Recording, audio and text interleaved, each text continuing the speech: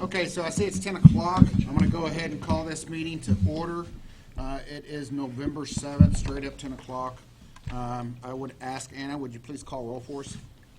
Presiding Officer Rob Trout, Present. Norman Anderson, Present. George Crawford, Present. Alan Kripe, Present. Gerald Harris, Present.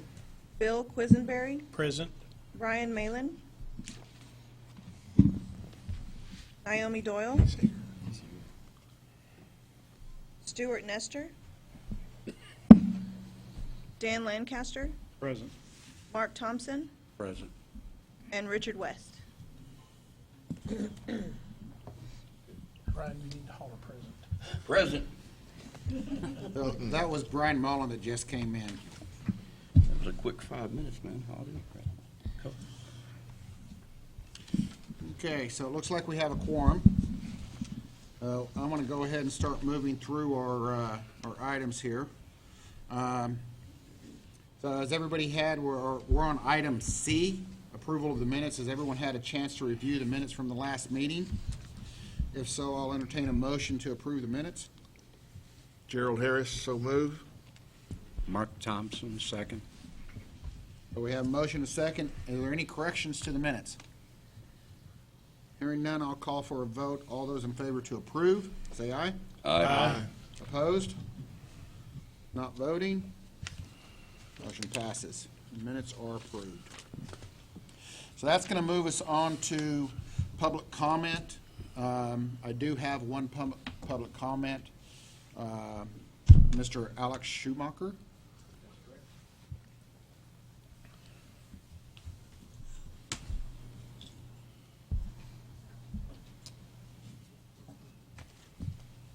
Good morning, board members. Good My morning. name is Alex Schmucker. I am a representative of Excel Energy from Amarillo, Texas. I would like to voice my opinion on the proposed changes to the Texas Boiler Administrative Rules. I have two short points to make. Number one, the revised definitions in paragraph 65.2 to the terms standby, operation, and out of service are adequate and accurate. Point number two, on the other hand, the requirements for reporting boiler outages that are longer than 10 days will be an extra burden on the owners of the objects, the authorized inspection agency, and TDLR. Also, this type of reporting brings no value to any of the parties involved. I would therefore like to propose that this proposed change to paragraph 65.64, covering any and all required reporting of outages greater than 10 days, be rejected by the board at this time. Thank you. Thank you, sir. So that's the only one I have. Is there anyone else here that would like to address the board before we get moving any farther? Tony Harden, So Lumen Power. I'm going to ask you to fill out a public comment form and get that to me real quick, and then we'll. I just want to say I agree with everything you just said. I'm so sorry. Yes, as the chairman is saying, because we're recorded, Mary Winston, TDLR, because we are recorded and we can hear you, no one else can hear you out there because you're not mic'd. So if it's okay with Mr. Trout, just step up there real quickly, give your support on the mic for the record so everyone knows it, and then we'll get a form to you so you can fill that out, okay? All right, Tony Harden with Luminant Power, and I just want to agree with everything that Alex just said. Thank you. Thank you, Thank Mr. you, Harden, sir. and we'll hand you a form. Oh, you can go, thank you. Okay. Any others? Hearing none, we're going to go ahead and move on to staff reports, item E. So I would ask for the licensing division representative, Ms. Red, would you please come up?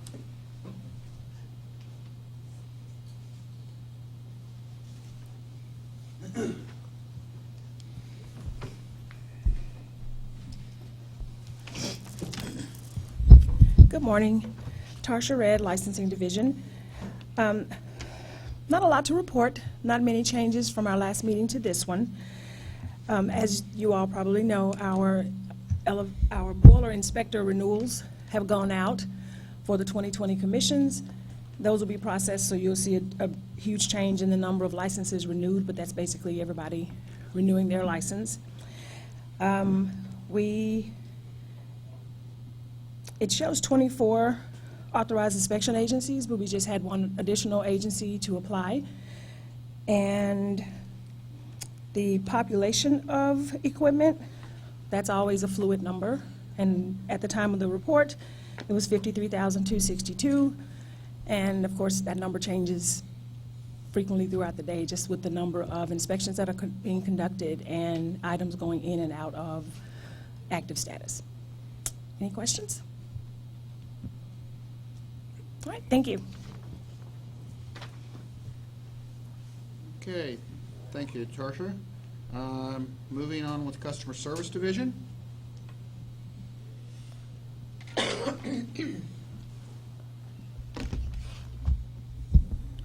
Good morning, advisory board members. My name is Tuan Nguyen. I'm one of the managers for the customer service division.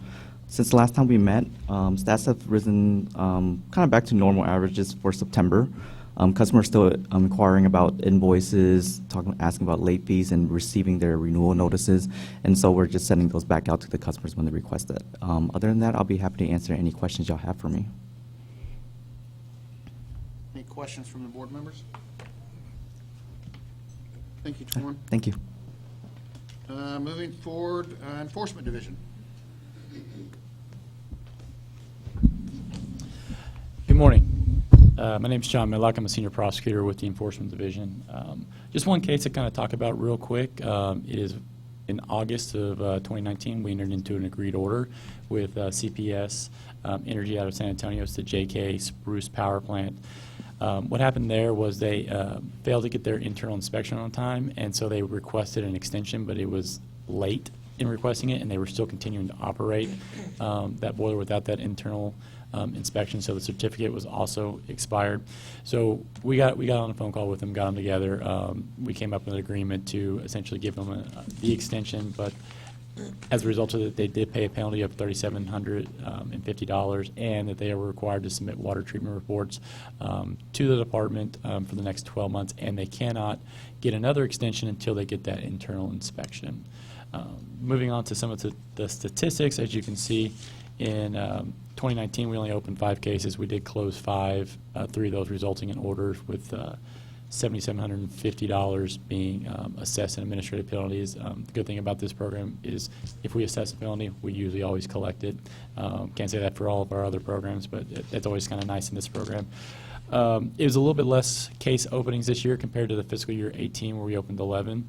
But that's typically what we see in the boiler program, about 5 to 10 cases a year in any given fiscal year. It just depends on kind of the situations and some of the inspections that we see, whether or not there's lack of maintenance or in a situation like this, missing an inspection. But otherwise, again, those numbers kind of just fall in line typically from year over year. But if you guys have any questions, I'll be happy to answer them. Any questions from the board members? Thank you, guys. Thank you, John. Next, we have Education and Examination Division.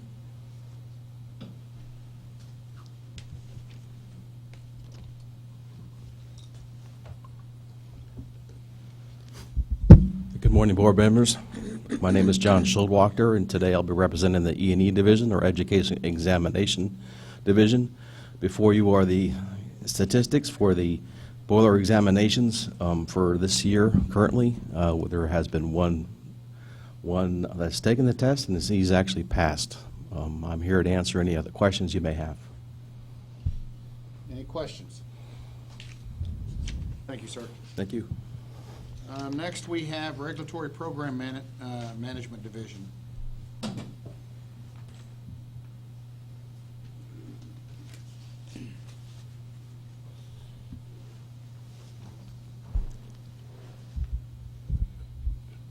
Good morning, Board. My name is Keith Sanford. I'm Inspection Specialist with TDLR, Boiler Program. Personnel updates. Both of the one inspection specialist and a deputy inspector have both met their requirements with ASME and National Board to be team leaders. That's William Van Hook and Joey Burgess. That brings us up to 6 qualified or certified team leaders for ASME and National Board. That's the most we've ever had. For public outreach, the Chief Inspector has attended in the month of October ASME Code Week, the National Board of Trustees meetings, and the National Board Jurisdiction for Chief Boiler Inspectors. The Chief Inspector also sits on the NBIC Repairs and Alterations Conformity Assessment, ASME Section 4 Main Committee and subgroups for welded boilers and water heaters, and he also chair of ASME Section 6 Committee, and is a member at large for the National Board of Trustees. You have an attached statistics for the boiler inspections we've done. For fiscal year 2019, it shows that we've done a total special inspections, which include ASME joint reviews, National Board joint reviews, and the actual state certificates for certain ones. There's a total of 205. We've done 3 state inspections. For extensions, we've done 1,819. that's for total extensions processed. There's a breakdown on it, and you can see it as you break down through there. Total active boilers that we've done inspections for is there's 53,282 boilers as of 10/25 on our program. 13,274 are assigned to TDLR, and 39,000 are assigned to the AIAs. That's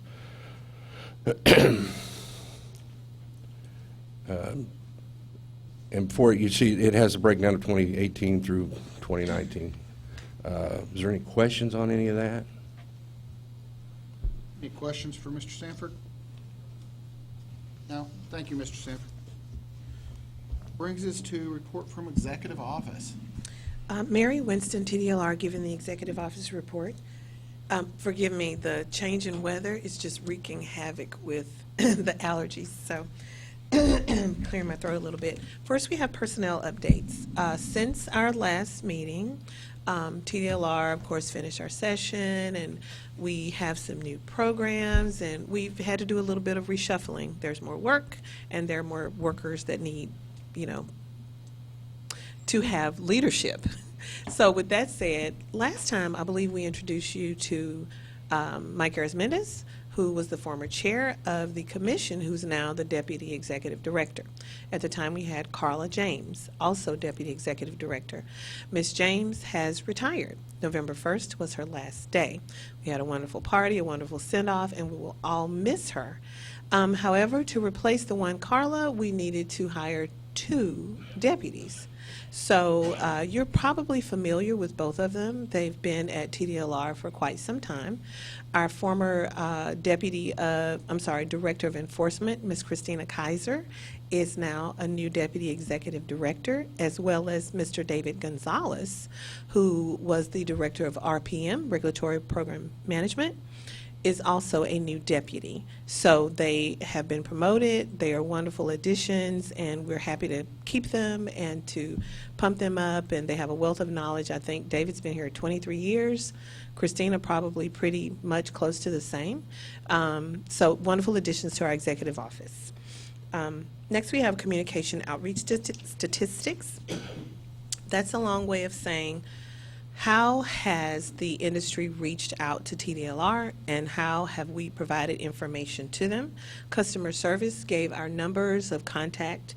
We also kind of do a non-scientific study, just counting the contacts for the last 6 months for each program. For your program, Boiler Safety, we've had almost 24,000 contacts in the last 6 months, an average of 130 per day. Most people reach out on their desktop computers, and the reason for reaching out, they're looking for boiler law, administrative rules, forms, FAQs, or boiler information in general. Lastly, I wanted to just touch on the sunset review process. Starting last month or so, we started our sunset review process. This process is started by the Sunset Commission. The staff comes in, and we have a team of them. They're usually here. They're not here this morning. They're probably watching. They've been attending most of our advisory board meetings. And their job is to figure out how our agency can work better and save money for Texans. So they literally evaluate every aspect of TDLR. What's happened so far? On September 3rd, we submitted our self-evaluation report. At that point, they came in, and they've just done a deep dive into every kind of aspect that we have at TDLR. The review is scheduled from October, and it ends in May of 2020. The agency is set up by the legislature to evaluate all agencies and make recommendations to the legislature on the need for the actual agency, the performance of the agency, and any improvements. We do have links on our website, because if there are comments that you want to make, this is the time to make them. We're out of session, but the Sunset Commission is here to listen to what the agency has to say, as well as the people that we serve, and so that is available if you want to reach out via our website. If there are any questions, let me know. I'll try to get you an answer. Thank you. Thank you. Board members, do you have any questions? No? Thank you. That's going to bring us up to item F, which is the discussion on the possible recommendations to adopt the amendments that was presented to the board last meeting and sent out for public comment. I believe, Lori, you're here to speak to us on that? Yes. We're going to cover the rules that were proposed and for which you will need to take action today to either recommend that they be adopted with or without changes, and hopefully we will get a recommendation. This rule covers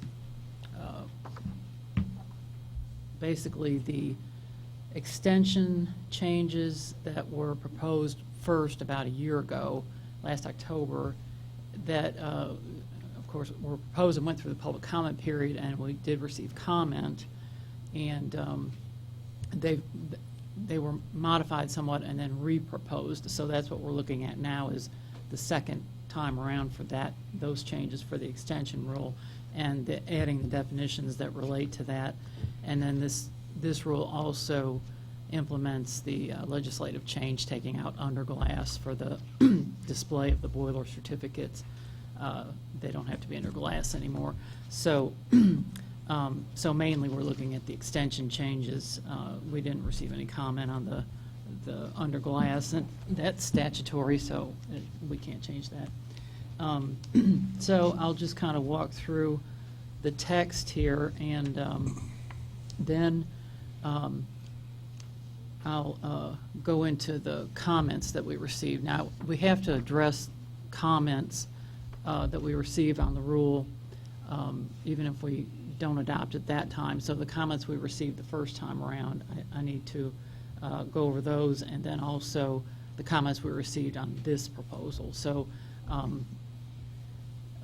I can paraphrase, or I can read our draft responses. What I do is summarize the comment and then provide the response. So if you have a preference about that, I'd ask you to summarize it, and then if the board member has a question as to the summarization, we all have it up here, and we can go into read it if there's any real questions on it. Okay. Is that okay with the board members? That sounds good. Yeah, no, I don't think y'all have a copy of the draft responses. Oh, is it in there? We have all the You have the comments that were made. Yeah, you have the comments. Okay, so, yeah. So I have the draft responses to those, and as Rob said, I can, kind of summarize what our response is, but I can read that word for word if you need me to. So looking at the rules, you can see that the 4 definitions are added: continuous water treatment, operation, out of service, and standby. And standby is the main one that is a little different than the way it was written, and it corresponds with some changes we made in the extension rule provisions. You've all seen this before when it was proposed. The extension section basically provides that as long as you're in operation, or you're in standby, or you've been out of service less than 10 days, or if you were out of service more than 10 consecutive days, you've notified and gotten an okay that you're still going to be eligible for your extension, you're pretty much good to go on getting extensions. It's the approval of an extension, the agreement with whether you're going to be okay for getting an extension in the future is always at the department's discretion. It depends on a lot of factors, but this is guaranteed to give more certainty about what you're looking at as far as whether you're going to get your extensions approved. So we did have quite a few comments the first time this was proposed, and like I said, it was a little different then. The wording is different now, and so we have a second set of comments on the current wording, but I'm going to be addressing both. And so we'll just start going through that. Just stop me anytime if you want me to read the response or even the summary of the comments. So the first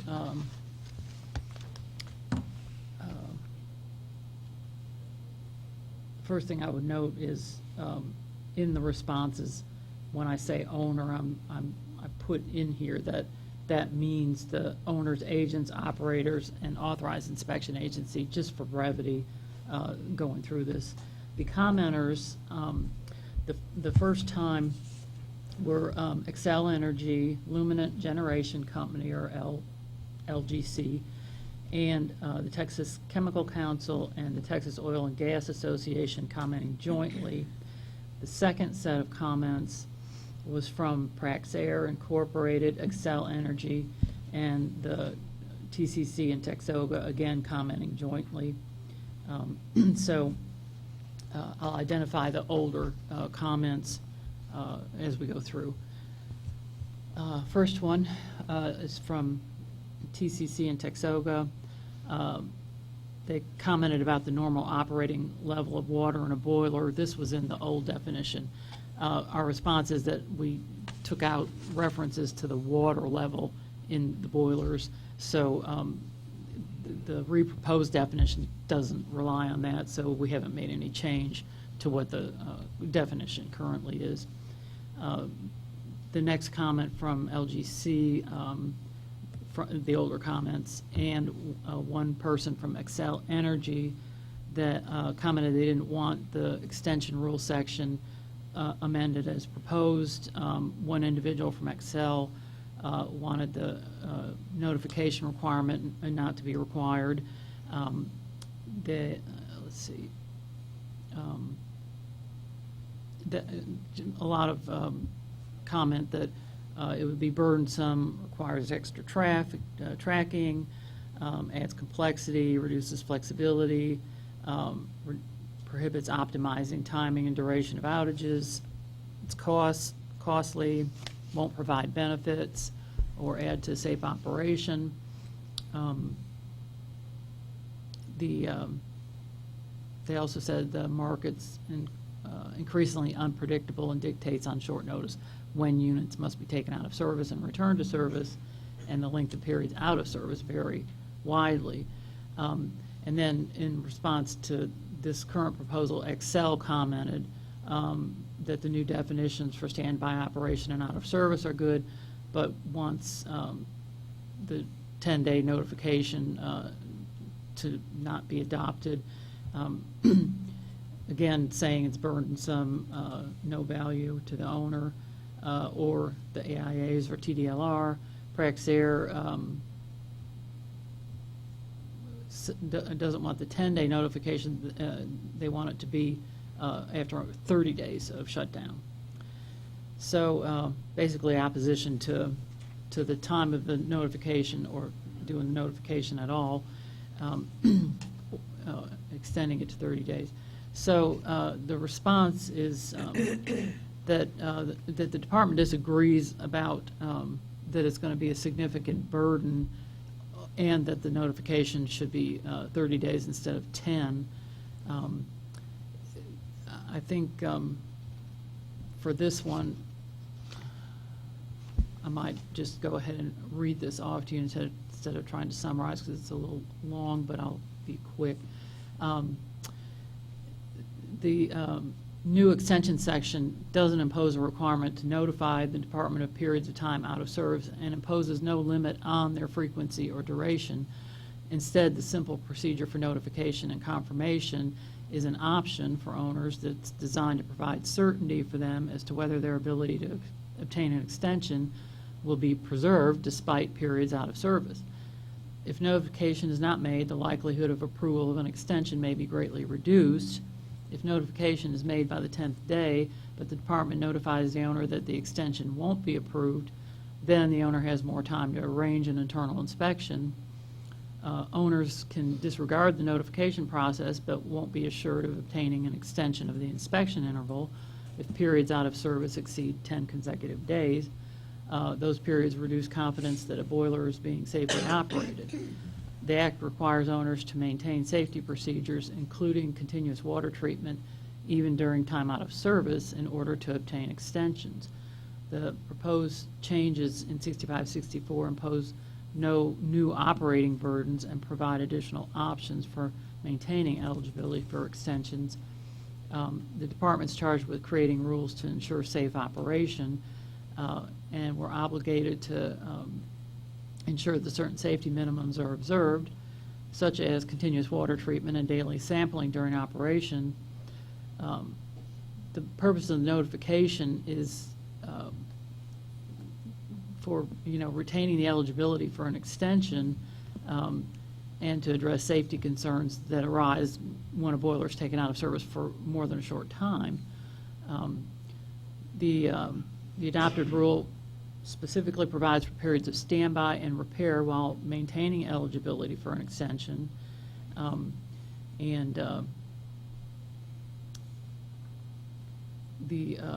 The longer periods out of service are not usually appropriate for getting an extension.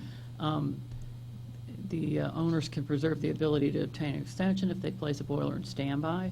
The department believes that the minor burden of notification to support certain extension requests is an appropriate condition to ensure that it's fulfilling its statutory obligations, as well as providing certainty and efficiency to owners. There's no cost for the notification, and the department will accept an email exchange for the notification and the response. So basically, we're saying that we don't feel like it does impose huge burdens, and what you get in return is more certainty for knowing when your extension may or may not be approved. And of course, at the time the extension is requested, this is a significant factor as to whether you're notified or not. You don't have to. It is an option to do the notification. The next comment is from TCC and Texoga. Again, they commented in support of clarifying the eligibility for an extended interval between internal inspections, but they requested changes to the text in consideration of the impact to the refining and petrochemical industry operations. In the definition of out of service, which says a boiler is out of service when it is not in operation and it is not designated as in standby, they want to remove that second part and just say a boiler is out of service when it is not in operation. They also want to modify the definition of standby to allow the boiler to be out of service when there's an unplanned shutdown and no repairs are being performed, so that it would read a boiler is in standby when the owner or operator has designated it as in standby and it's in operation at low fire, or it's designated as in standby and out of service with no repairs. Right now it says designated and in operation at low fire, or designated and can be placed into operation within 48 hours notice. And so we disagreed on that. The purpose of the extension is to allow a boiler that's operating continuously and safely, or that has periods of standby or brief repair periods when it's out of service, as described, to continue to operate without having to take the boiler out of service for an internal inspection. A boiler that's in standby can be quickly returned to service. A boiler that's out of service for more than a brief period may be internally inspected as required before it's returned to service, and so we did not make a change there. They also commented that they wanted the time increased from a maximum of 10 consecutive days to a maximum of 30 days, that it could be out of service before the notification, and also not require continuous water treatment when the boiler is out of service with no repairs, and also clarify what the time period for notification, when that begins. If a boiler is in standby before an opportunistic repair begins, also clarify which types of repairs may be made, for which eligibility for the extension will be preserved if the time out of service will exceed 10 days. We disagreed with making changes.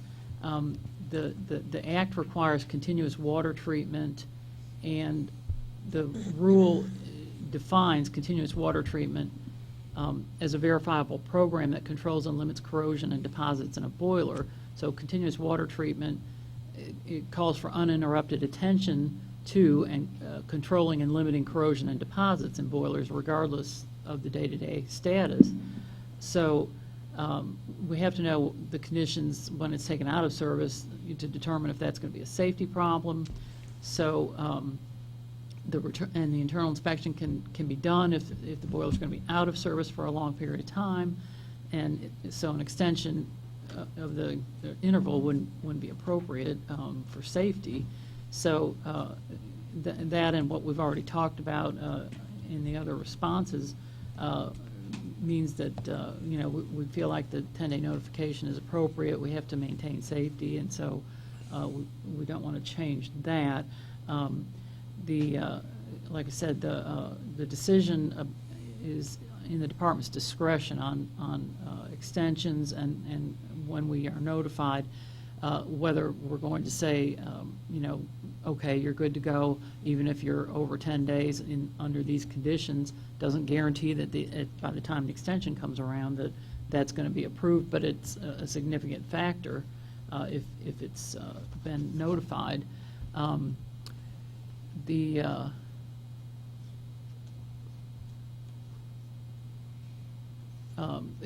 notification is not required when the boiler's in standby, as defined in the new rule. It's only required for those periods of time out of service, and those are only a couple of factors that the decision is based on when an approval or disapproval is made. LGC commented they wanted recommended changes on 6564A5. That says that violations noted during the external inspection may be cause for denial of the extension request. They wanted to add in there and have it say violations noted during the external inspection and not resolved to the satisfaction of the authorized inspector may be cause for denial of the extension request. And we did agree that was a proper change, and of course it's we would want to add that it's not violations that aren't resolved to the satisfaction of the executive director and the authorized inspection agency, but we did agree that that was a good change to make. However, that was inadvertently left out of this proposal, and since that change does have to go through the comment period, we decided we'll add that in on the next boiler rulemaking. So we do agree, and that change will be proposed at that time. It's already true, whether or not it's in the rule, that it's within their ability to approve that. So we feel like that, putting it off to the next rulemaking won't be a problem.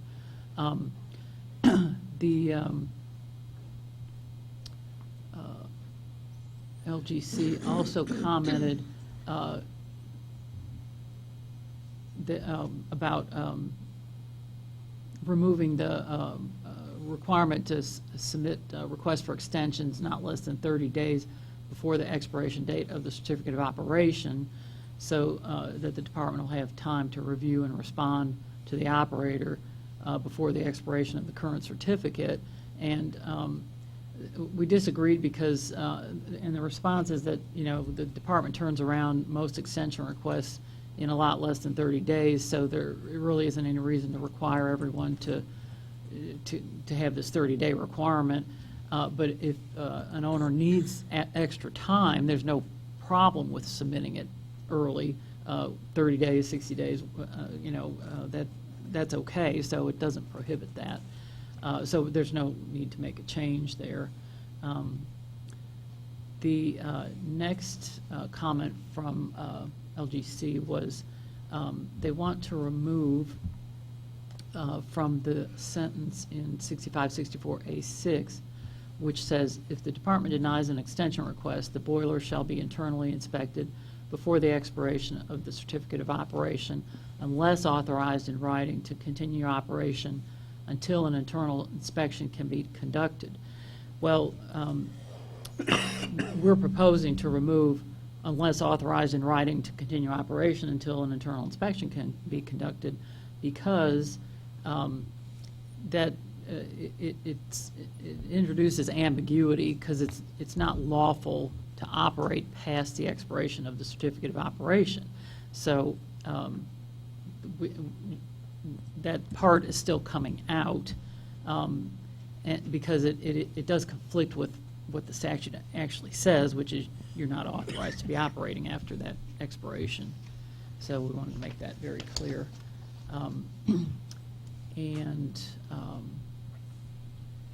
The next comment from LGC was that they wanted to add conditions for the extension, but then they listed what's already in the Health and Safety Code, Section 755.026, which is the extension section.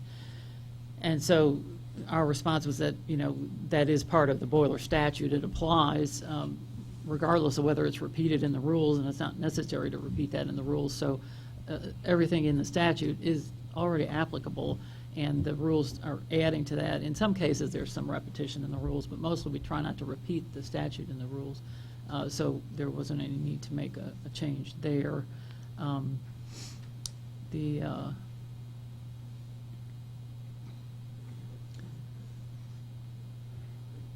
The next comment from LGC was that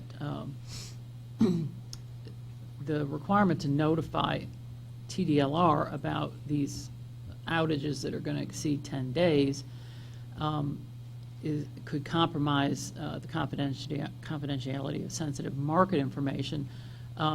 This information is protected under the ERCOT rules and has to be reported to ERCOT confidentially, and ERCOT can't release the information for 60 days. So they're wanting the boiler rules to say that, this information can't be disclosed publicly for at least 60 days. And the response is basically that the department can't just unilaterally decide what's confidential. It would go through the Public Information Act procedures if someone did request that information. Initially, we would tell someone, this is confidential. We can ask the AG for a ruling, but you're going to lose because it is confidential under other law. If they insist, we'll do a request to the Attorney General. The Attorney General is going to see that it's protected by law and is going to protect it. Because it's only confidential for those 60 days, the 60 days would elapse before the ruling from the AG would ever come in. So it would be kind of pointless to go through the exercise, but if a requester did request that, the information would go through that channel and it would be protected. I see no reason why the AG would ever rule against what ERCOT rules say about confidentiality on that. So, that's kind of the nutshell of the comments and responses. These will be published, of course, with the adoption of the rule, and everyone will see exactly what's said. If you have anything that you feel like needs to be said in those responses or added, we can do that.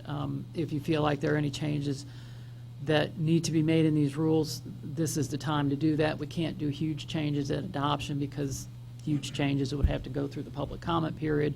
But we can do a limited amount of tweaking on the rules. We can do any kind of tweaking you want to on the comment and responses. The gist of all of this is that we have not made any changes to what was proposed in the rules, and we are agreeing about that one change I told you about, adding the language to that one provision, but that will have to be done in the next rulemaking. So there isn't any change to the proposed rules. What you saw before is exactly what you're seeing now. You've seen all the comments from the first time and the second time, and I've summarized those and given our response. If you want to discuss or ask about anything, this is the time. Thank you, Laura. Okay. So there is one thing I do want to bring up. I'd like to remind the board members that we had two gentlemen make comments about the 10-day and wanting to change it to 30-day rule. No. Good morning. Good morning. I just realized you snuck in on us. I'd like to point out that we have had another person of our board show up, Naomi Doyle. I'm going to change it from absent to present.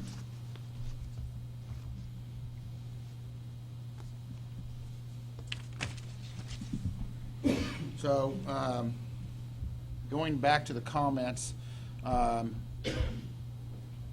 two commenters were not in favor of the 10-day rule and wanted it changed to 30 days. So I want to kind of concentrate just on that one part of it, since those are the comments that we have before us, and go to that section. That's actually paragraph 65.64B, 3 and 4. So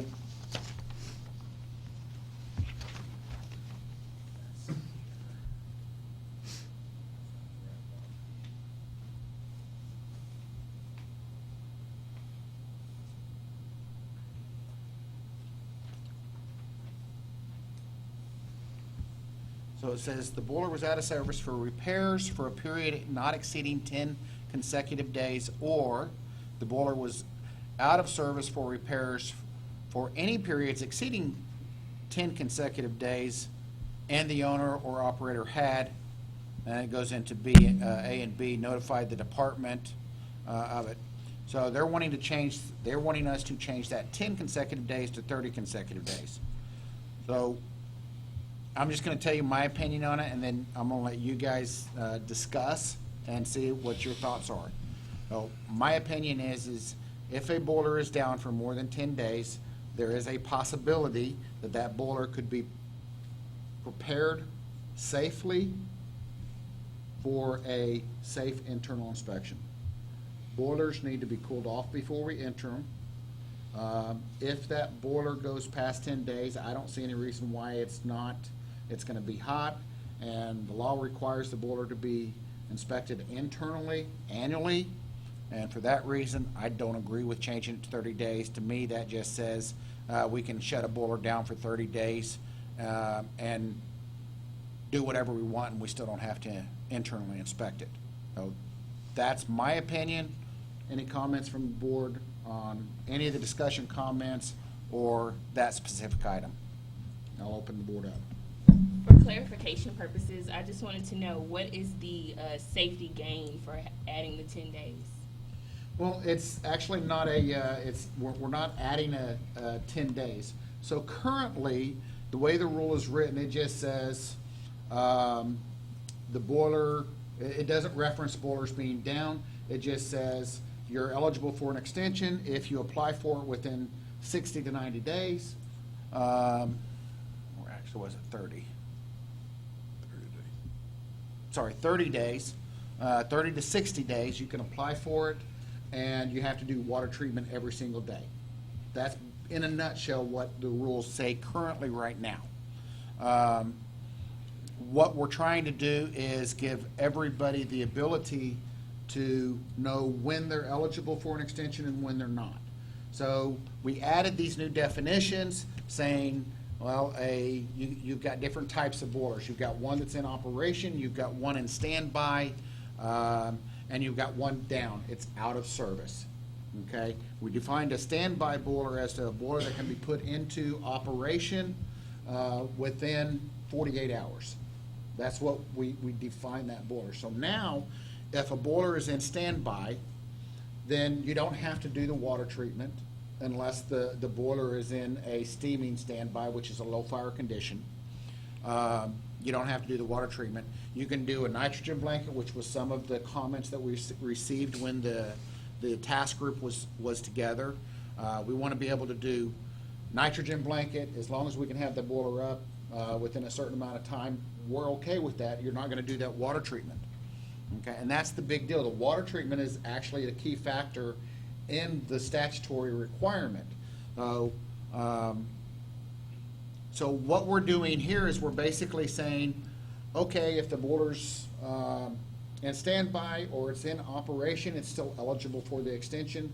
Now we're going and saying, this is how long that boiler can be out of service before the department needs to come in and say, hey, you're down, you weren't doing water treatment, you're not eligible for the extension. Okay, you didn't meet the statutory requirements. We're given a little bit of play there. The way I see this is they're wanting us to extend that from 10 days up all the way up to 30 days, a full month. And I don't see that we're going to be still coming into compliance with the law or the intent of the law. The intent, in my opinion, of the law for an extension is the boiler is in operation and continuous operation to get that extension. The whole idea is the boiler's running, it's nonstop, it's making product, it's doing whatever it's supposed to be doing, it's not shut down. We're not going to make you shut down. We're not going to prevent you from still making your product. We also are aware that when you shut down, it's very expensive to prepare this big boiler for an internal inspection.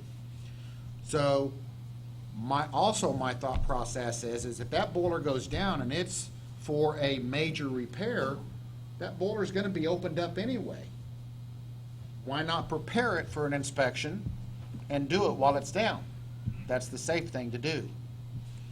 That's just my opinion. Does that answer your question? Somewhat, please. Any other questions, any other comments from board members? Yes, I have one.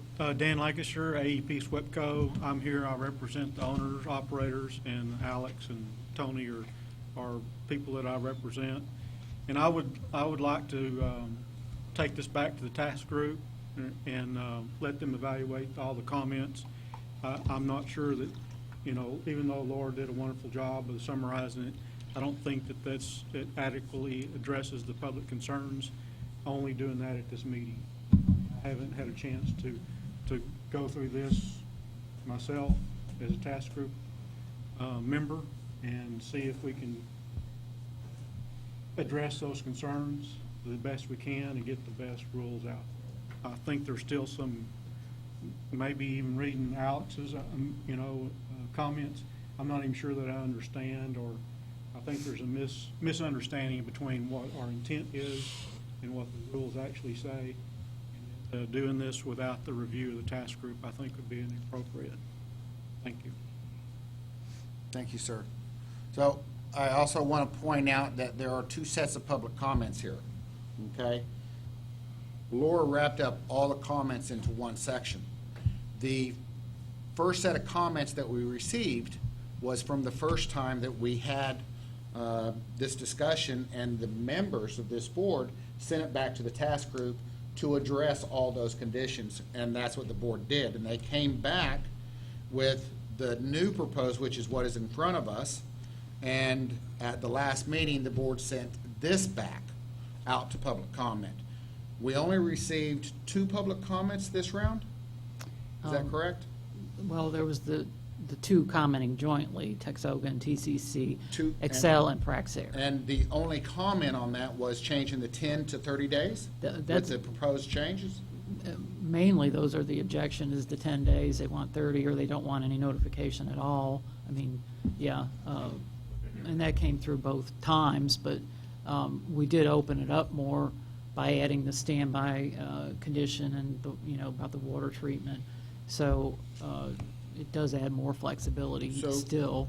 The proposed rules that we're looking at now addressed all the public comments from the last time.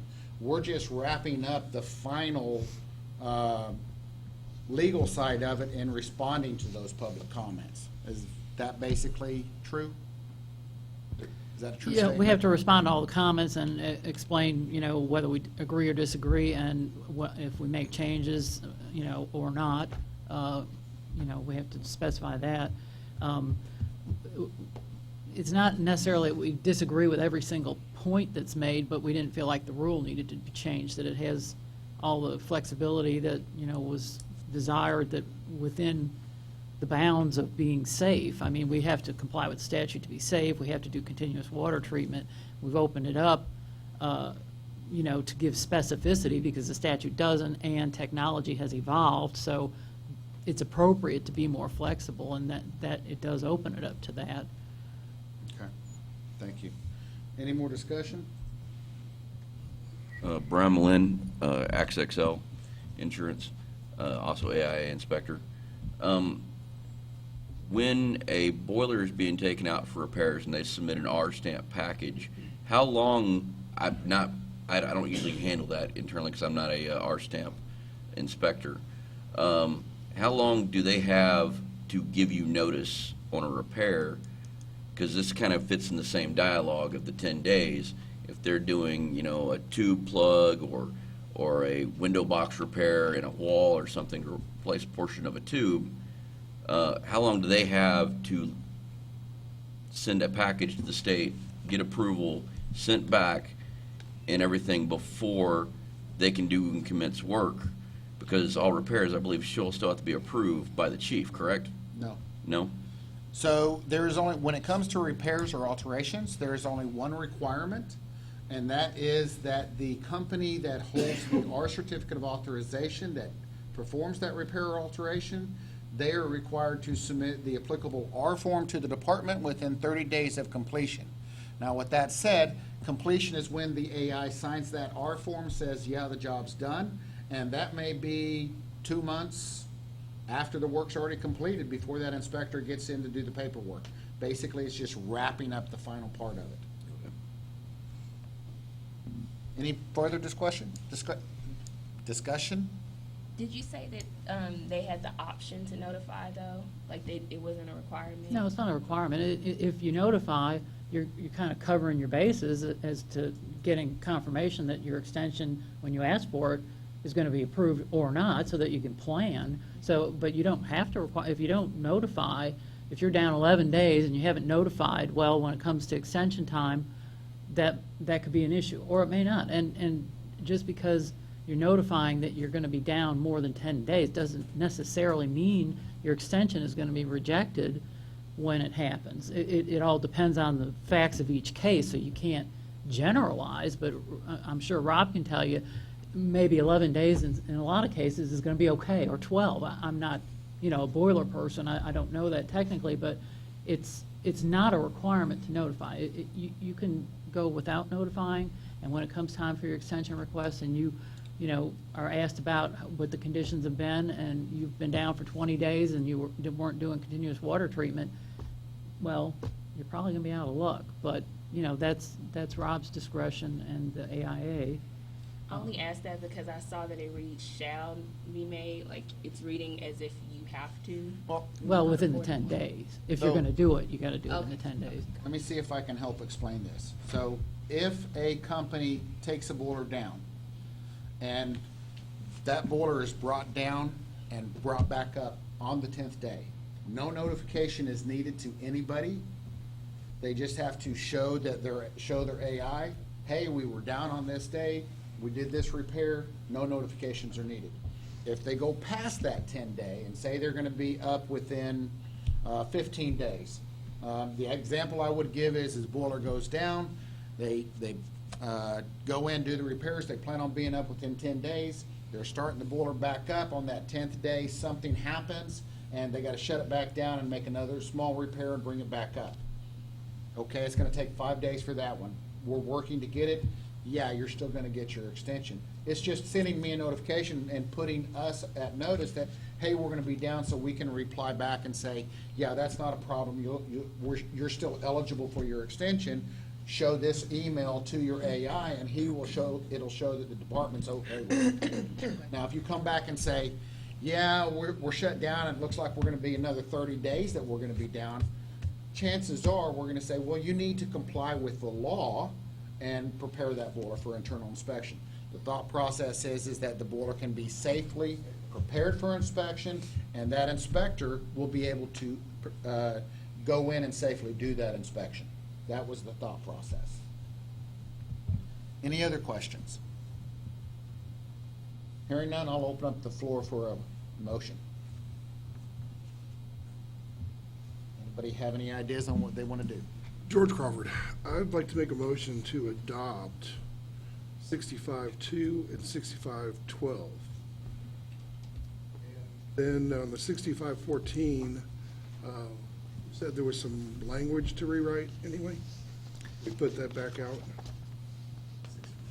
To 65-14. No, that's, No, 65-14 is not in this No, proposal. 65-64, 65-12 and 65-2.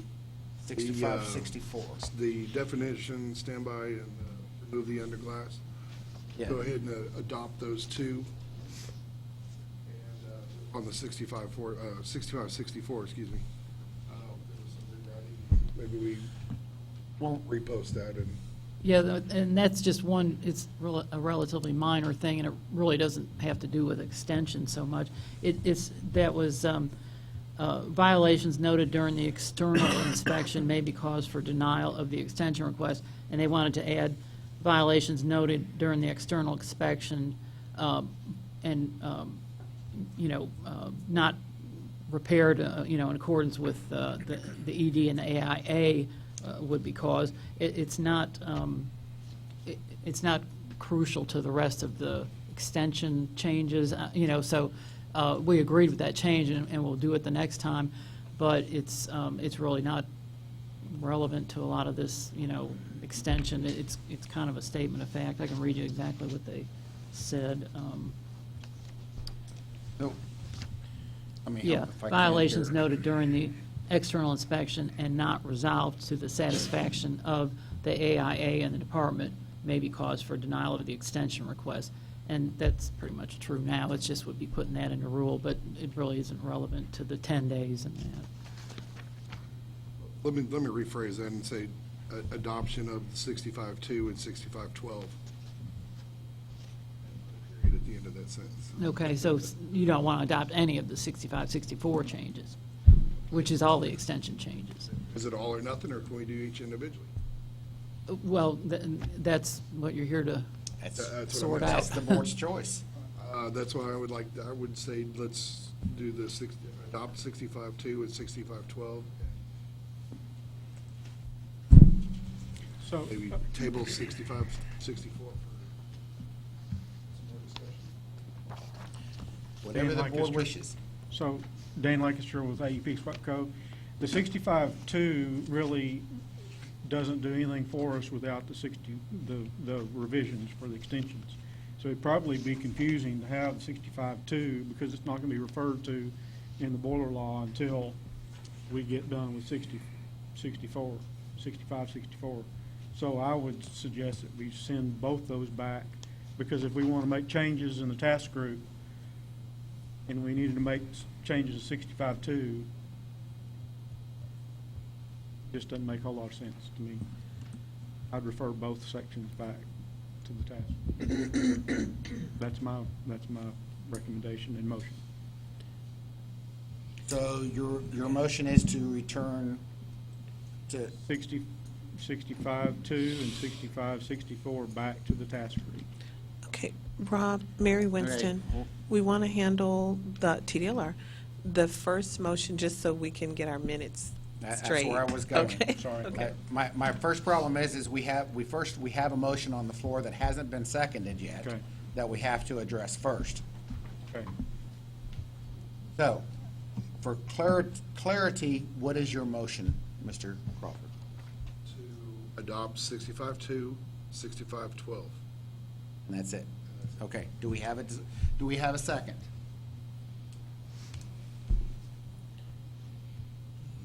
Okay, we do not have a second, therefore, we can move forward. Do we have another motion? Dan Lancaster, AEP SWEPCO. I'll again make that motion that we return 65-2 and 65-64 back to the task group.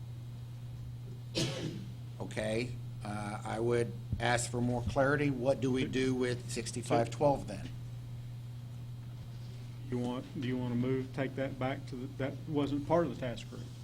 You're correct, it's not, but we still need to decide what we're gonna do with that one part of it. Okay, and then we can go ahead and approve that in the same motion. Is that what you want?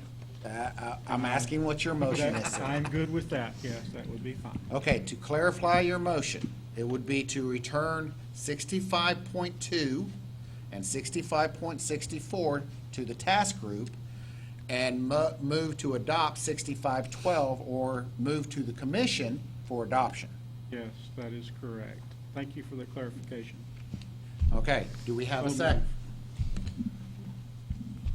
I would note that there may Gerald not, Harris. there may not be a problem with adopting these definitions if you want to have this new definition of standby, because it would open up what standby means, but, you know.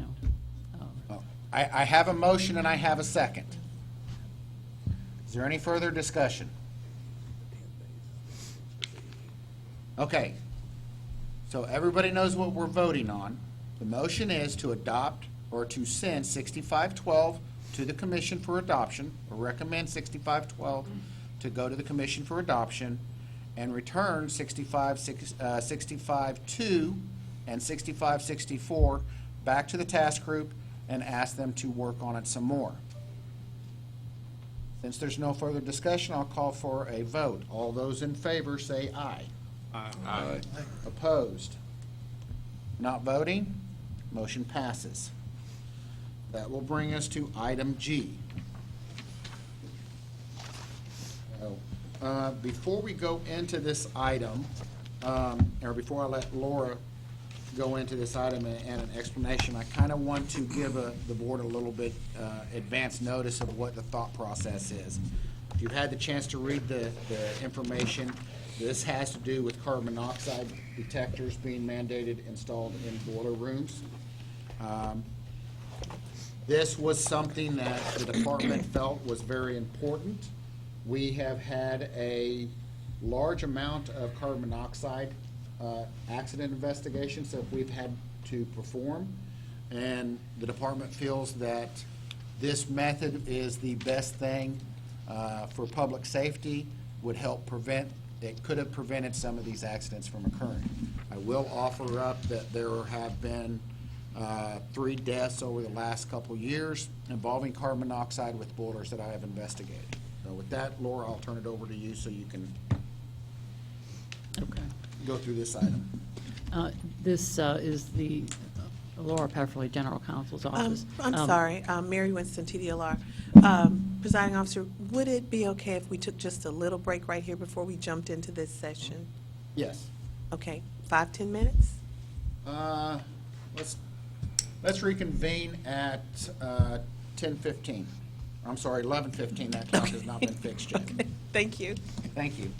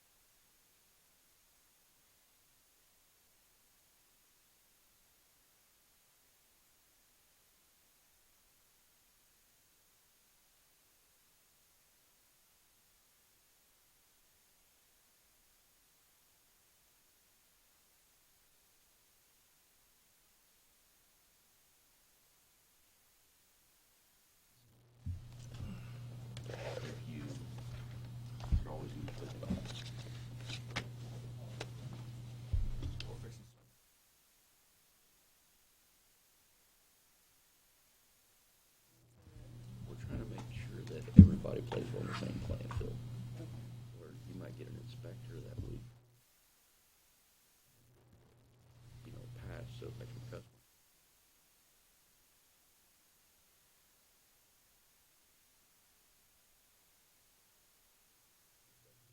They work with different companies. Heck, some of them might even work for the state.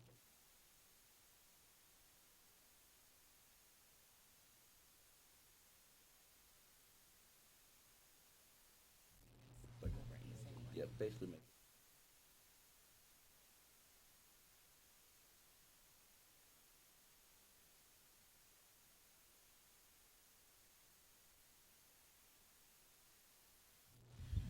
So we are on item G. Laura? Okay, this is the proposed rule that we are bringing to you. The rule is going to do basically three things, and the first is that a carbon monoxide detector and interlock system will be required for boilers installed in boiler rooms on or after June 1st, 2020. The second change is that we have a number of edits and clarifications that really don't have any impact on the regulated community as far as cost, or they're just clarifications and edits for consistency and understandability in the rules. And then the third thing that we're proposing to do in this rulemaking is every 4 years the agency has to look at each set of rules and decide whether they need to remain, and it's kind of it's a government code requirement to just review the rules every 4 years and readopt them if they're still necessary. Sometimes changes are made during that process, but usually not. It's usually just kind of looked at as a whole. Do we still need these rules? Yes, they're readopted. This last time that they were reviewed, we have to publish that like it's a regular rulemaking, and we received a couple of comments about a couple of things in the rules.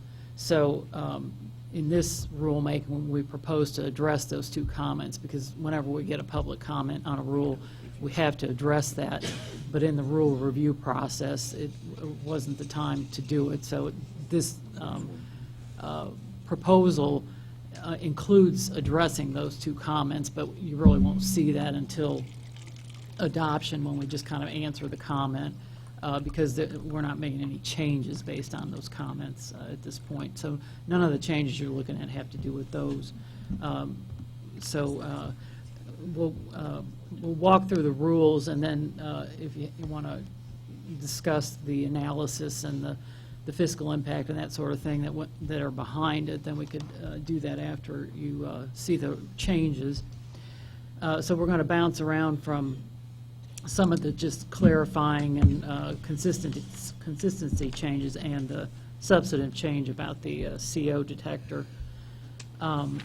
If you have the rules in front of you, the first in the definitions, just an edit on the authorized inspector definition, no substance there, and then the modular boiler definition is amended, and that's in keeping with the code, the way it's defined in the code, and there's another change later that has to do with the wording on modular boilers.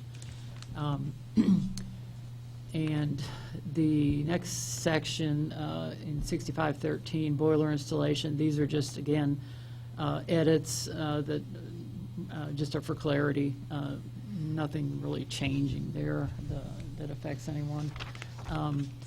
The next section, 65206, we're proposing to change the heading to just say boiler room, because it's going to be various requirements regarding boiler rooms, and this is where the carbon monoxide detector and interlock comes in.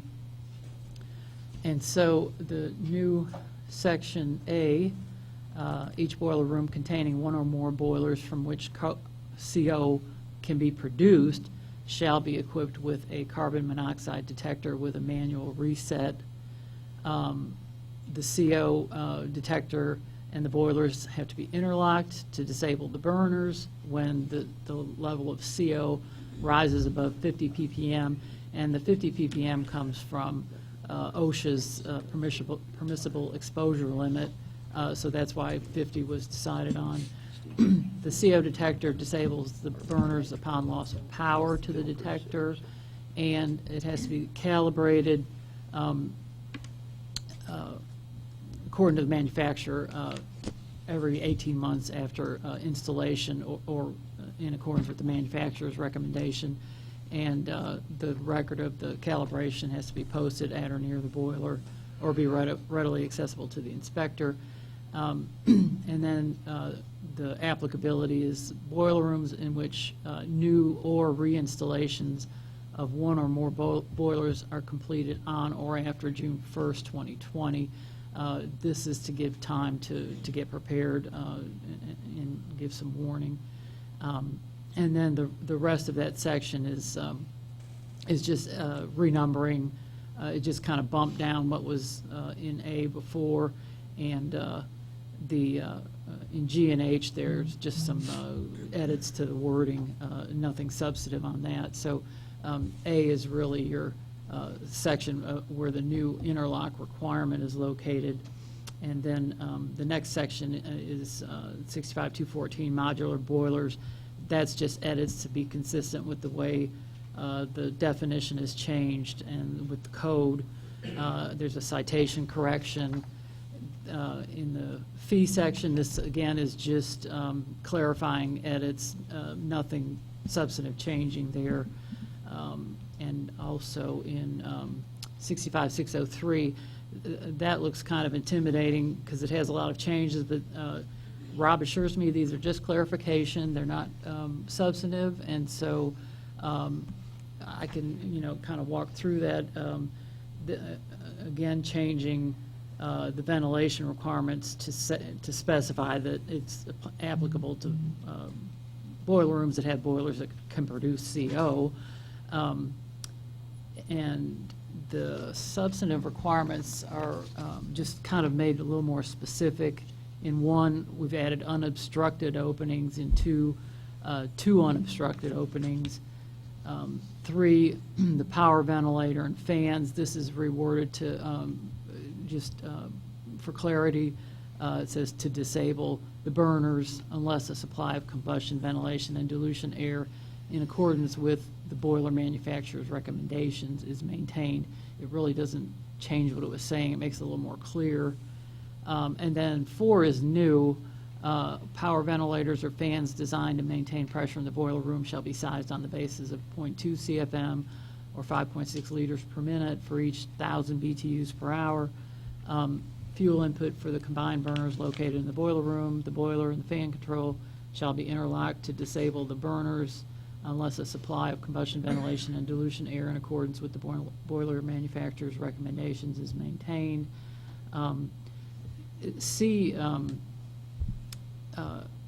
is modified there in keeping with the change in 4, and then C1 and 2 are modified to just be more clear about the ventilation requirements, which were already existing. It's just clarifying that. And then what was 2A and B are removed because it's covered in the changes we're adding. So if you've had time to look at that, it is just clarifying what the law and the rules required already. And then the last section, 65607, is just a correction of a citation. We did do several analyses for the change to the rules to impose the CO detector and interlock. There is authority in the statute for us to take actions to protect public health and safety, and so this is geared exactly to that, to avoid future deaths and illnesses from carbon monoxide poisoning. There have been a few deaths recently, and our analysis goes to the governor's office for review, and it supports the need to do this. The analysis also looks at the cost. That's approximately $1,000 per boiler room. No matter how many boilers are in it, we feel like about $1,000, $750, $250 labor, $750 for the system, I believe it was. And if you add additional boilers, not very much increase in cost. And this will happen if a new boiler is installed or one is reinstalled after that date. And it's only if there's a boiler room, not every boiler, only if there's a boiler room involved. And so I can, answer any other questions you have about the analysis we did supporting it. Mainly it's the protection of health and safety, and in this case, life itself. So if you have any questions you want to discuss. Alan Kripe. So you mentioned boiler room. So if you've got a boiler room that has 2 boilers in it, or 3, or whatever, what you're saying is we just need one of these for the room, or do we need to have one of these on each boiler to potentially disable an unsafe boiler? So the way this system works is the carbon monoxide detector will be installed in the room, and then the carbon monoxide detector will secure power to all of the boilers. So the power goes through the detector? Well, the power doesn't really go to the detector. What happens is the carbon monoxide detector controls a relay, which controls the power to the other boilers, or to the boilers. So it's one system, but it'll still work for all of the boilers. So you only have to buy one carbon monoxide detector. Okay. And this is a different subject, but from what I understand, most of the other states have already enacted this similar legislation that requires these safety devices. Are we kind of behind the curve on this, or? Actually, we're ahead of the curve. We will be the first ones to enact this if we do this. Okay, so we'll be the, okay, so I was thinking of something else then. Okay, so from a boiler manufacturer's perspective, is this something that, if they know this is going to be a requirement, is this something that they can incorporate into their designs in the future, or are they already doing that? Do we know? Yeah, actually, they already do it. We have several points of interlock, so it's a simple matter of making that time. Yeah, this is Gerald Harris, and I'll answer your question. Yes, the boiler manufacturers are, for the most part, already making this an accessible interlock. There's already interlocks available in the control cabinets, and it's a simple matter of making this one tie into it as well. So this is Alan Kripe. So this is a question of if this gets to the end zone, making this new statute public knowledge to the manufacturers and the distributors of boilers in the state of Texas to basically all new boilers, this is not an option anymore. This is something that's mandatory for those guys, and they need to be made aware of this, I think, sooner rather than later, I would think. So in Texas, you do not have to have a installer's license. Any person, form, or corporation can install boilers. However, yes, the majority of the people that install boilers on a professional basis, they are already working with us and are aware of what's coming. In fact, we already have a provision such as this already in our rules right now. So if you look at the rules, the current rules for sealed combustion boilers, a lot of architects have already started creating rooms, and they'll pull in these sealed combustion boilers, and they won't supply ventilation for the combustion and ventilation of the air. So one of the provisions that the board has already approved was this exact system for those sealed combustion rooms or sealed combustion boilers with no ventilation in the mechanical room. So we've already got something in the rules. We're just expanding on that and making it mandatory for all boilers. So I would also offer up, I've been chief for 7 years. In the time that I've been chief, I've conducted 13 accident investigations, all involving carbon monoxide. I have seen children injured because of this. I have seen parents lose their children. I've seen children lose their parents. And in one particular case, I saw hundreds of children get treated for carbon monoxide exposure. And it is my firm belief that this would have fixed that entire problem.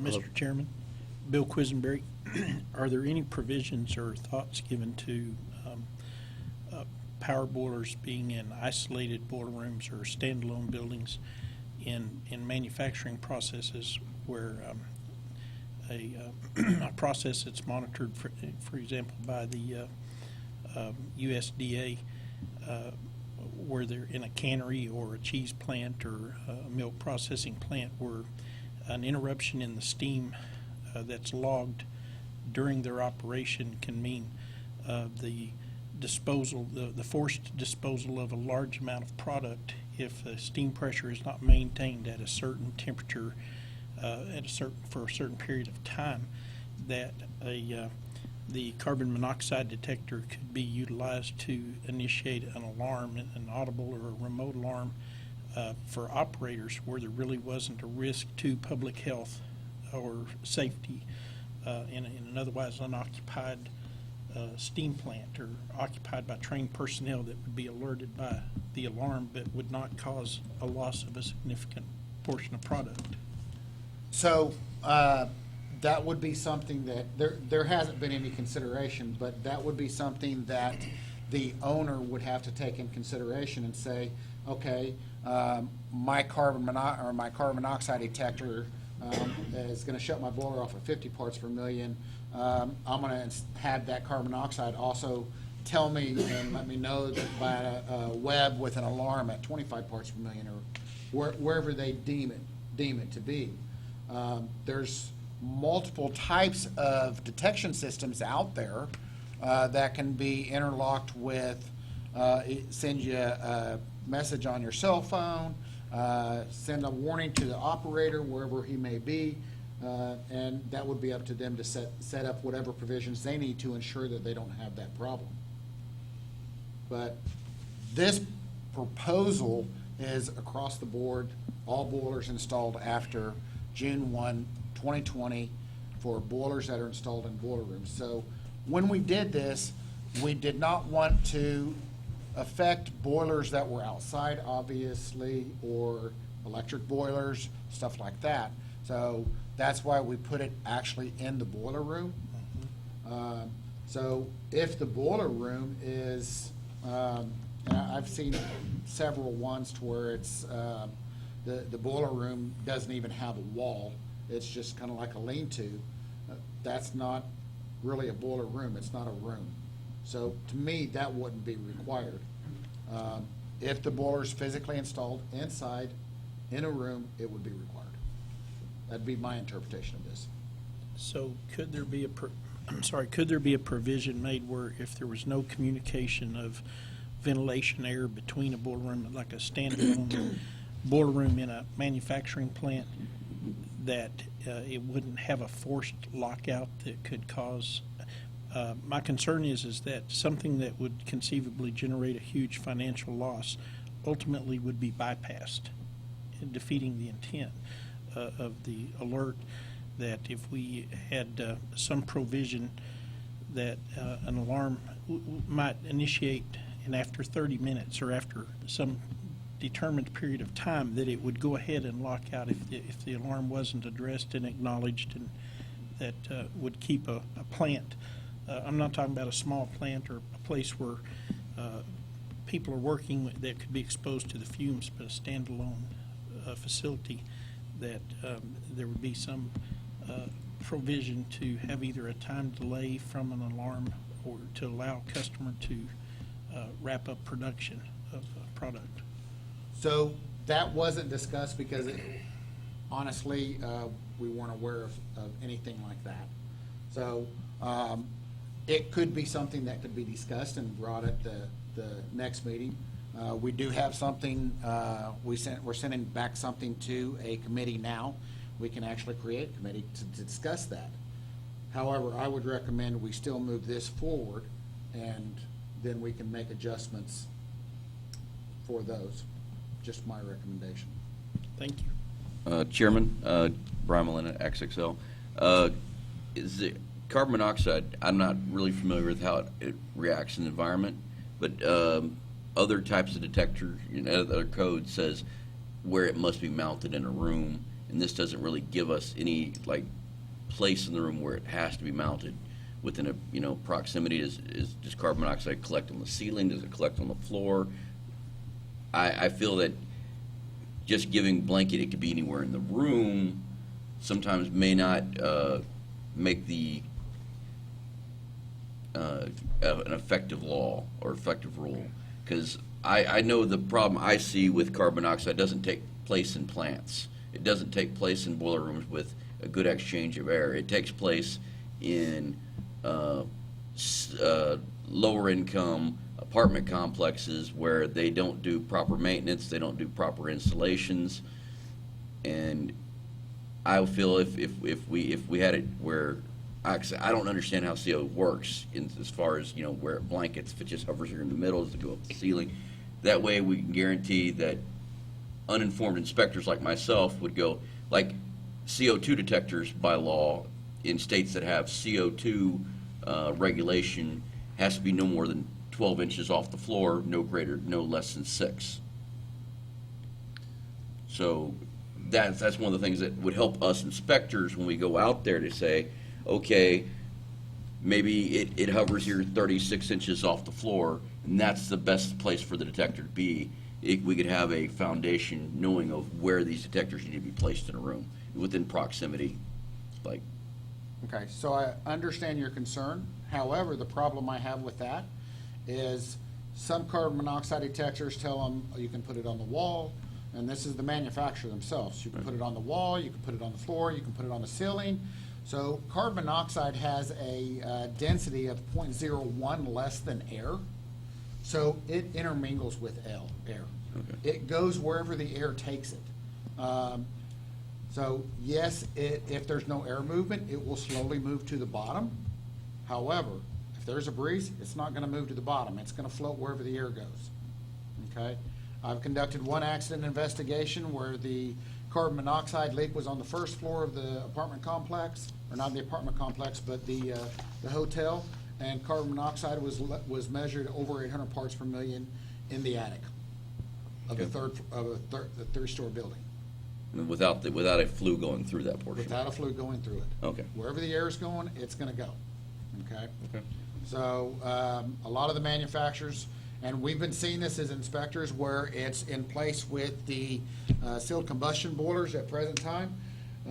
We've actually asked the same question and said, okay, so where's it going to be installed? And the inspector actually looked at it and said, well, why you got it installed on the ceiling? Because the manufacturer said to install it on the ceiling.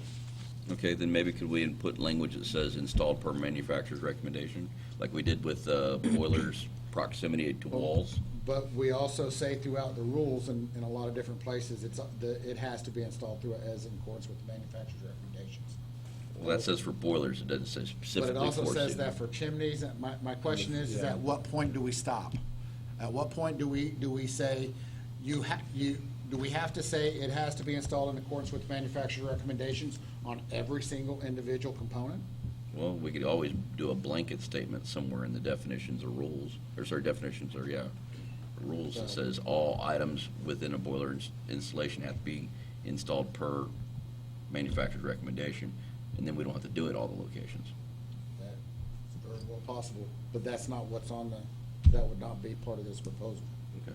Well, we can add that phrase, we can add, this is a proposal, so you can still change it before it goes to proposal if you want to add that in particular.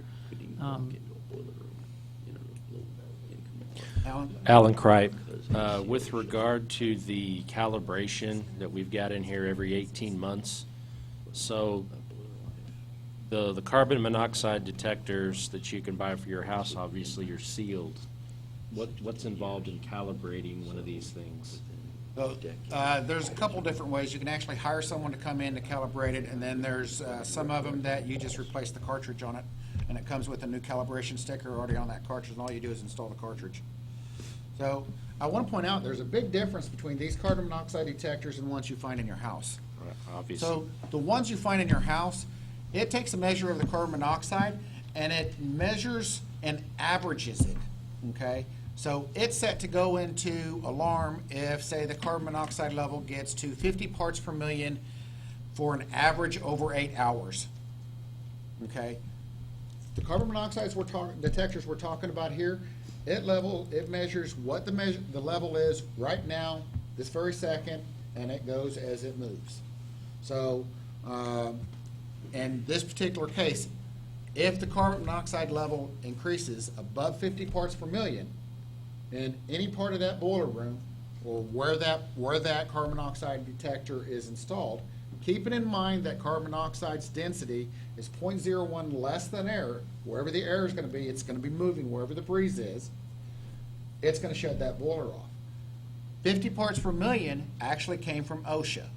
OSHA requires that if the carbon monoxide level in a area reaches 50 parts per million, no human occupancy is allowed to be in there. There are exceptions to it. OSHA also goes in and says, okay, in the maritime world, if it goes up to 100 parts per million and you have people cycling in and out, you can do it. But there's provisions that have to be met there, okay? I think that's about it. So, this is Alan Kripe again. So, if it's okay for the home version to be exposed at 50 parts per million over the course of 8 hours, and EPA or OSHA is saying 50 parts per million for 1 second, I mean, is there a happy medium there we can, 1 second's not going to be fatal. I mean, is there, I think this relates to the point that the gentleman down there, Bill, was making earlier about a kind of a window of opportunity to catch it before it shuts the boiler off.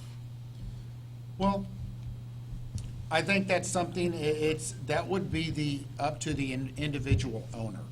So the problem that we have is usually a mechanical room is a small space, okay? Boilers, when it's running and it starts getting carbon monoxide into the air, in that mechanical room, that carbon monoxide now starts getting sucked back into the boiler, okay? As that happens, the boiler starts firing more and more rich, and it starts producing even more carbon monoxide, which produces or allows more carbon monoxide to enter that mechanical room.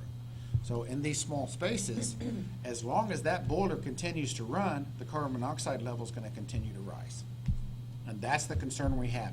And every one of these investigations that I have conducted, that is exactly what I found. One of the investigations was at a school. I found that the boiler filled up the entire mechanical room with carbon monoxide. There was over 250 people treated for carbon monoxide exposure at that school. Have found where it's actually happened at a high-rise apartment facility. Okay, that one actually happened twice before they finally put in a carbon monoxide detection system to shut the boiler down.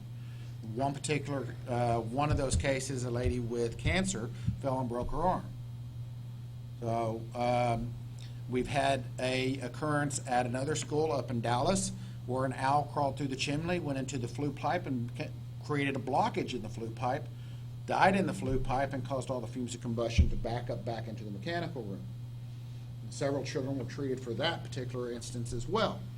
The point is the boiler keeps producing carbon monoxide, and it just keeps on filling up the room unless we shut it down. That's the problem we run into. Yes, sir. Mark Thompson for the record. You mentioned an effective date. Does that mean you intend to grandfather existing boilers?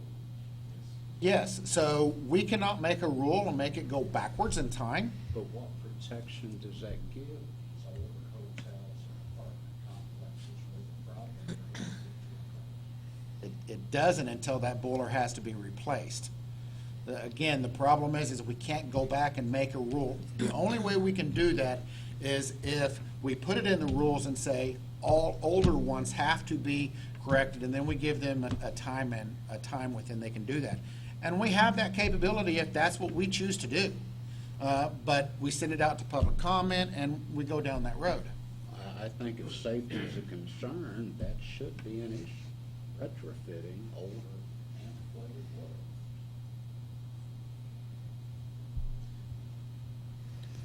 It's up to the committee or to the board. Now, any other questions? Dan Lancaster, this is kind of new to me, these package boilers, and is not something that I deal with. And you use the term sealed combustion design. And as I read through it, I was thinking that there's positive pressure boilers and negative pressure boilers. The negative pressure boiler furnace doesn't leak to the outside. So I didn't understand if sealed combustion, it means a negative pressure in the furnace. No. So a sealed combustion boiler, as in the heating world, for Section 4 boilers have been, the government's been pushing everybody to get more and more efficient with their boilers. Well, actually, in all worlds, they've been doing that. So heating boilers have come up with a design where it will physically pull air from outside of the mechanical room. It gets a PVC pipe that pipes air outside. It is a sealed system from outside all the way to the boiler, into the burner. It's got a power burner on it, and then the flue pipe, and it's actually like 94% or higher efficient.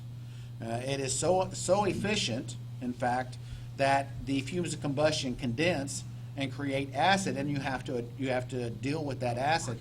And the flue pipe is actually made of PVC. Okay, so those types of boilers are the ones that architects in a lot of new buildings that were being built said, oh, I got a sealed combustion air that pulls air for its combustion from outside the mechanical room, so I do not have to provide air for combustion into that room. And that's when we came up, well, okay, if you have this type of boiler and you install it in a room and you don't provide ventilation, if there's a carbon monoxide leak, say the flue pipe cracks and it's PVC, now you've got no dilution air. So we said you can install a carbon monoxide detector interlock with the boiler, shut it down. All we're doing is taking that premise and moving it to across the board to all boilers installed in a mechanical room. The other part of that change is when that rule was written and put in there, we went at 100 parts per million. We're dropping that to what OSHA actually says, no more occupancy, and that's 50 parts per million. Mr. Chairman, Bill Quisenberry. My concern, and I agree with the gentleman who felt like it should be potentially a retrofit, to existing boiler rooms. Because public safety is the predominant concern. And I'd say overwhelmingly, most of these boilers are in existing rooms. The number of change-outs is small in percentage each year compared to the existing population. But I'm afraid that painting with such a broad brush that the power boilers in manufacturing plants, as I've described, in food processing plants where it can mean a loss of significant amount of money, that maybe there should be limited to heating boilers, or that there should be some provision made that would clearly state that a process boiler, power boiler, Section 1 boiler would be a variance could be applied for, that it would make an alarm as opposed to shutting off the boiler. I completely agree with the premise of shutting off a boiler, but I see a negative thing in the manufacturing industry where boiler rooms typically are very large and well ventilated, and many times they're standalone, that arbitrarily just shutting off a boiler because a CO detector malfunctioned could cause a tremendous hardship on the owner. And I feel like the intent is to protect the public safety, and And I completely agree that it should be retroactive to existing facilities, nursing homes, hotels, apartments, and things like that. But I think there needs to be some separation or clarification on boilers used in processes that are or power plants, utility boilers. You know, that if you had a malfunctioning detector that knocked a power plant offline, you know, that there needs to be some provision for an alarm system to be initiated prior to a shutdown of the boiler. So the power plants, this really wouldn't affect them because those boilers are installed outside. So they're not inside a room typically. So it really would not apply. But I would also offer up, your suggestion is already in the rules. A variance can be requested of any rule at any time. And I have made it a standard that if there is a greater concern for safety or equivalent safety has been met, that it's approved. So in the particular instant that you're talking about, if they were to go in and say, we're going to install that carbon monoxide detector and it's going to give us an alarm and notify this people so we can shut down and close up our product or whatever, I wouldn't have a problem with that as long as they show that there is equivalent safety standards met or equivalent standards to ensure safety is there.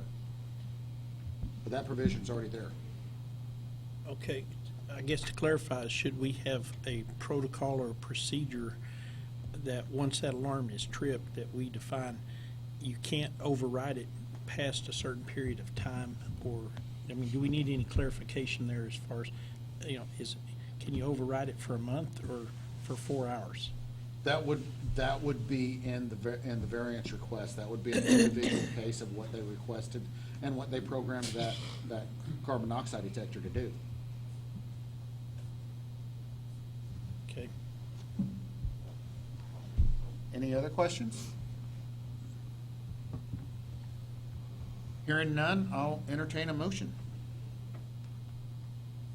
What's the pleasure?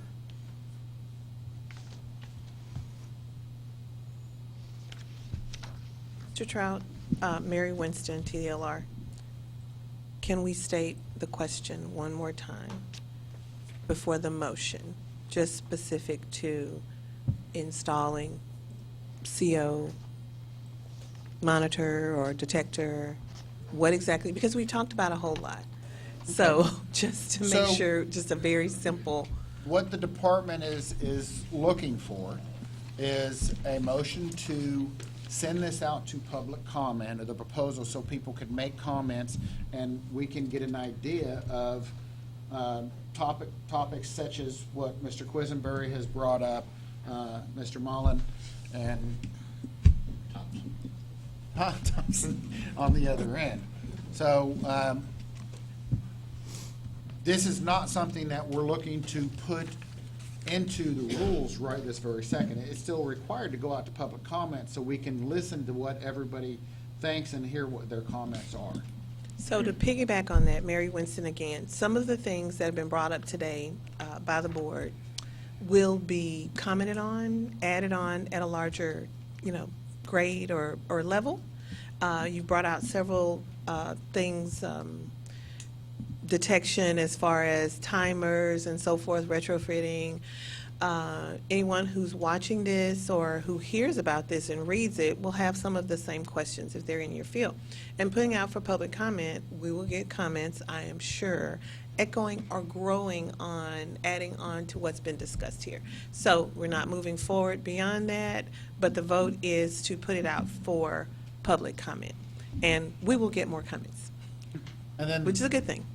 once we get that, that gives us the ability to go ahead and look at those and say, okay, well, let's make some changes here. Let's bring in these comments. Let's bring in these comments.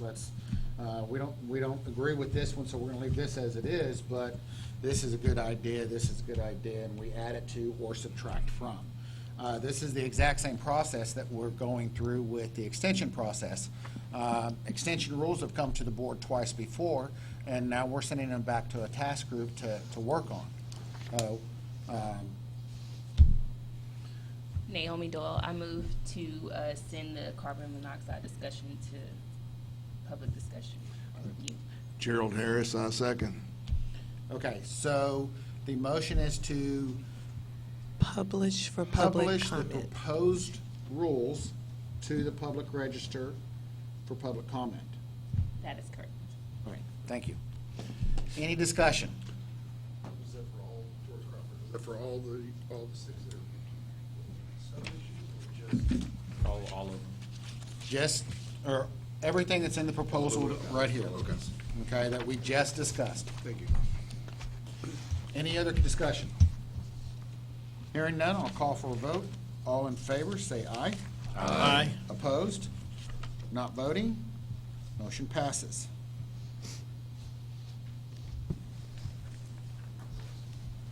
That brings us to item H on our agenda. And this is something that Mr. Quisenberry sent in and asked us to add to our agenda. And that's a discussion regarding blowdown separators and possible recommendations to create a task group to examine issues. Mr. Quisenberry, would you like to talk on this? Yes, thank you, Chairman.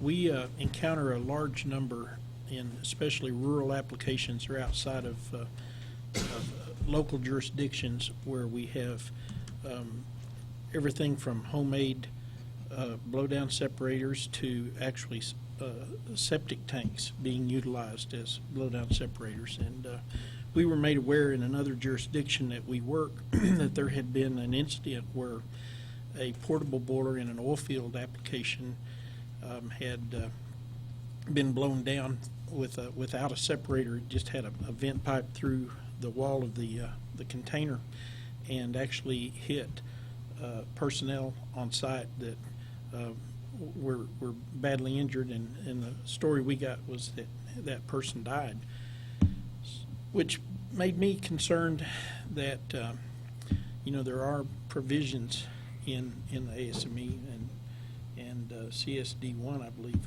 or NBIC, that the boiler shall blow down into an approved device.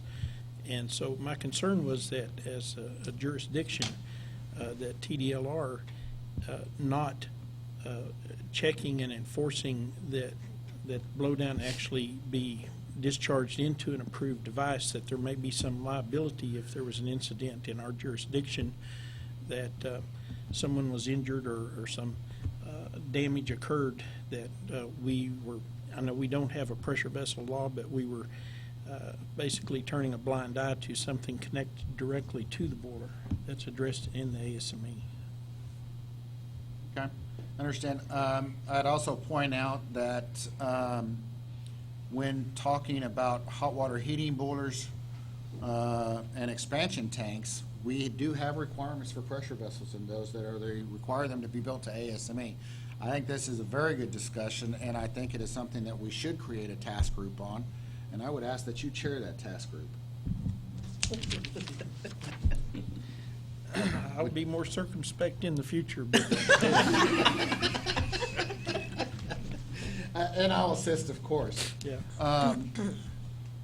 And TDR, we'll go ahead and involve our general counsel in it as well. I don't want to run the risk of getting too close to a quorum. Is there any volunteers? I don't see very many people that deal with these types of things in the audience. If I don't have any volunteers, I have some staff that I can that would be glad to assist, such as my senior inspection specialist Keith Sanford, and maybe some of my deputy boiler inspectors. So we'll go ahead and create that task group, and we'll set up a time for us to meet, conference phone, something like that. Okay? Thank you. Okay. That brings us to item I, recommendations for the agenda for the next meeting. Looks like we have a couple of things. We'll be discussing what we just sent to the public register. So it'll be item G. Hopefully we'll have a report from the committee on, or the task group for extensions. So that's item F. And then our new task group, which will be item H. Does anybody have anything other than those three things to be added to the task group, or to, I'm sorry, the next agenda?